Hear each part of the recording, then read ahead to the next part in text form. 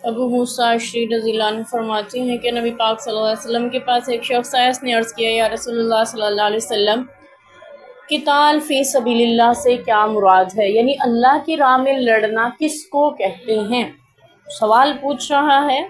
اور ساتھ وضاحت دے رہا ہے کہ اللہ کے رسول، ہم میں سے کوئی غصے کی وجہ سے لڑتا ہے، یعنی آپس میں کسی پہ غصہ آ جائے کسی کی بات یا حرکت کی وجہ سے تب لڑتا ہے، یا پھر ذاتی حمیت کی وجہ سے جنگ ہوتی ہے۔ تو آپ صلی اللہ علیہ وسلم نے اپنا سر اقدس اس کی طرف اٹھایا،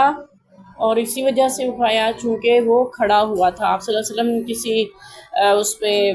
مسند پہ یا کسی کرسی پہ تشریف فرما تھے، تو آپ صلی اللہ علیہ وسلم کی عادت مبارک تھی جب کوئی سوال کرنے والا سوال کرتا ہے تو آپ پوری طرح اس کی طرف متوجہ ہوتے پھر جواب دیتے۔ ہماری طرح نہیں تھا کہ اپنے کام میں لگے ہوئے ہیں، اگلا بندہ پوچھ رہا ہے تو خود ٹھیک ہے ہاں اسی طرح ہے، یوں نہیں۔ آپ پوری اہمیت دیتے تھے سوال پوچھنے والے کو، اور پوری توجہ سے آپ نے اس کی طرف رخ فرمایا، اور پھر سر اٹھا کے اس کو دیکھ کے فرمایا کہ جو شخص اللہ کے لیے لڑے،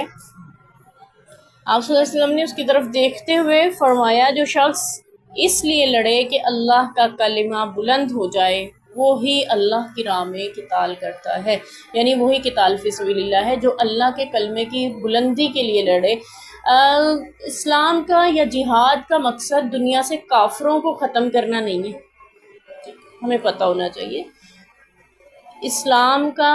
جہاد کا مقصد اللہ کے نظام کو دنیا پہ قائم کرنا ہے، اللہ کی عبادت کو قائم کرنا ہے، اور پھر ان کو یہ بھی تعلیمات دی جاتی تھی مجاہدین کو کہ وہاں جا کے وہ وہاں کی عبادت گاہیں جو ہیں، یعنی قرآن پاک میں بھی اللہ تعالیٰ نے فرمایا کہ ان کے یہودیوں کا کلیسا ہیں، عیسائیوں کے جو ہیں سوامی بیاں صلوات مساجد، یعنی جو عبادت گاہیں ان کو نہیں گرایا جائے گا۔ ہاں ان میں جو بت ہیں ان کو ضرور مٹا دیا جائے گا، کیونکہ یہ شرک کی علامت ہے۔ باقی عبادت کرنے والوں کو روکنا، یہ عبادت گاہوں کو گرانا، اس کی اجازت نہیں ہے۔ یعنی جنگ میں بھی صرف انہی لوگوں کو قتل کیا جائے گا جو جنگ لڑ رہے ہیں، جیسے یا پھر کوئی پوری قوم جنگ میں کھڑی ہوئی ہے تو پھر پوری قوم سے قتال کیا جائے گا، جیسے عورتیں خواتین پیچھے سے امداد بھیج رہی ہیں اور مجاہد ان کے کافر جو ہیں مجاہدوں سے لڑ رہے ہیں تو پھر ان سے بھی قتال کیا جائے گا۔ لیکن میدان جنگ میں جو شخص موجود ہے قتل صرف اسی کو کیا جائے گا، ورنہ دنیا کے سارے کافروں کو اسلام قتل کرنے کا حکم دے دیتا ہے۔ ایسا نہیں ہے کہ دنیا پہ کوئی کافر ہی نہیں رہتا، ایسا نہیں ہے۔ اللہ تعالیٰ نے ہر شخص کو، ہر پھر قوم کو اس کی مذہبی آزادی کے ساتھ جینے کا حق دیا ہے اسلام نے۔ ہاں اسلام کا غلبہ رہنا دنیا پہ ضروری ہے، یعنی غالب اسلام ہو،